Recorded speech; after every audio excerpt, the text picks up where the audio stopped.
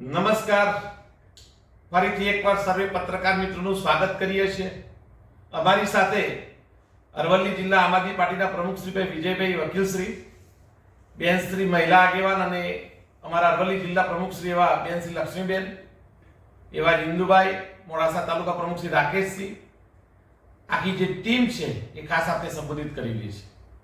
ખાસ મુદ્દો એ છે કે ગયા અઠવાડિયાથી ભારતના જેને કહેવાય કે વિશ્વગુરુ તરીકે પોતાની ખ્યાતિ સમગ્ર ભારત વર્ષની અંદર જે આપી રહ્યા છે એવા માનનીય નરેન્દ્રભાઈ મોદી દ્વારા વડાપ્રધાન શ્રી આપણા એ પરીક્ષા પે ચર્ચાનો કાર્યક્રમ થઈ રહ્યો છે. પરીક્ષા પે ચર્ચા શા માટે થઈ રહી છે?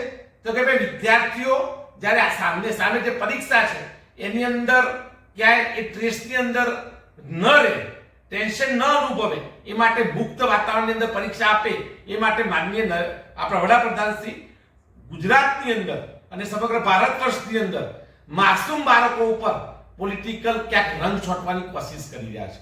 મારે આજે એટલા માટે સામે આવવું પડ્યું છે કે આજે ગુજરાત સમાચારની અંદર એક લેખ પ્રસિદ્ધ થયો છે અને જેની અંદર જે વકડા પ્રસિદ્ધ થયા છે કે ભાઈ આપણા ગુજરાતની અંદર ખાસ કરીને ભારતની જો વાત કરું તો ગયા 5 વર્ષની અંદર 66 લાખ વિદ્યાર્થીઓએ ચાલુ અભ્યાસ છોડી લીધો છે અને એમાં કન્યા કેળવણીની જ્યારે વાત થઈ રહી છે એમાં 30 લાખ કિશોરીઓ એટલે કે દીકરીઓએ જ્યારે ચાલુ અભ્યાસ છોડ્યો છે અને એમાં વિશેષતઃ આપણા વડાપ્રધાનશ્રીનું માતૃ રાજ્ય એટલે કે ગુજરાત રાજ્યની અંદર લગભગ જો ગયા શૈક્ષણિક વર્ષની વાત કરું તો 8.5 લાખ વિદ્યાર્થીઓએ ચાલુ અભ્યાસ દરમિયાન પોતાનો અભ્યાસ છોડ્યો છે.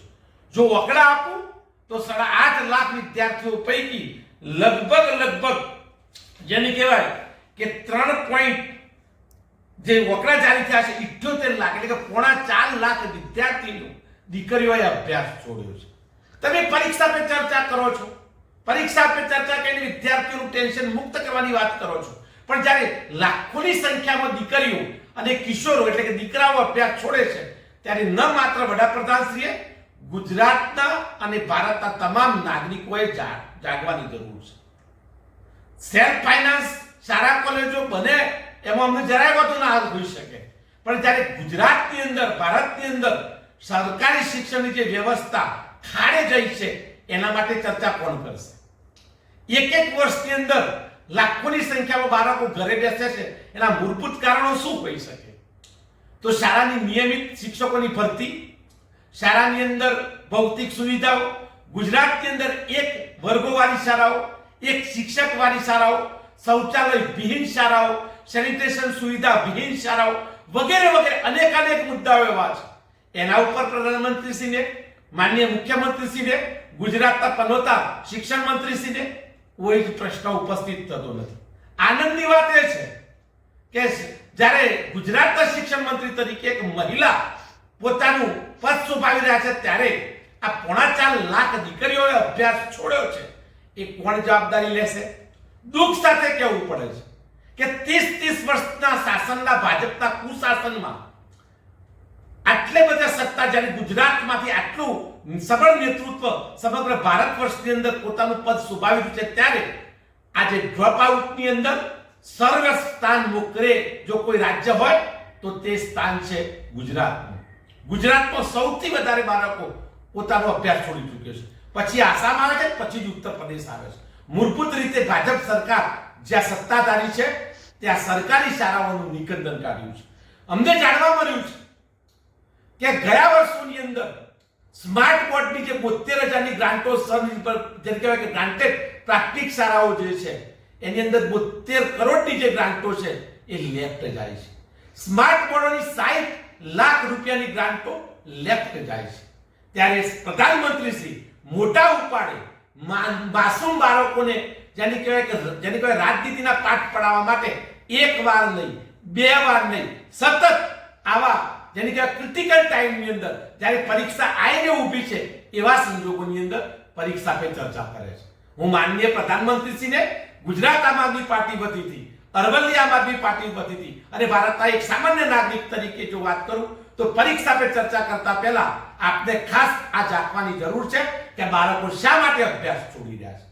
મારે એમને એ પણ કહેવું છે કે આપ પણ સારા અભ્યાસો કરેલા છે મોટી યુનિવર્સિટીઓમાં, આપ પણ લાયકાત મેળવી ચૂક્યા છો. શું આપના વખતે જ્યારે આપ વિદ્યાર્થી કાળની અંદર હતા ત્યારે ભારતના અથવા તો ગુજરાતના કોઈ પ્રધાનમંત્રી અથવા તો મુખ્યમંત્રી દ્વારા આવા પરીક્ષા પે ચર્ચા કાર્યક્રમ થયેલા છે ખરા? નથી થયા. શા માટે અત્યારે જરૂર પડી? તમારે આજનું જે બાળક છે, ખીલતું જે બાળક છે, ભગવાન સ્વરૂપ જે બાળક છે, એ બાળકના માનસ પટલ ઉપર ક્યાંક ને ક્યાંક તમારી છબી અંગીકાર કરવી છે, રાજનીતિના પાઠ શીખવા છે. અને માટે કરીને તમે આ એક જેની કહેવાય કે પરીક્ષા પે ચર્ચાના નામે લોકો સમક્ષ આવો છો. ઘણા બધા મુદ્દા છે.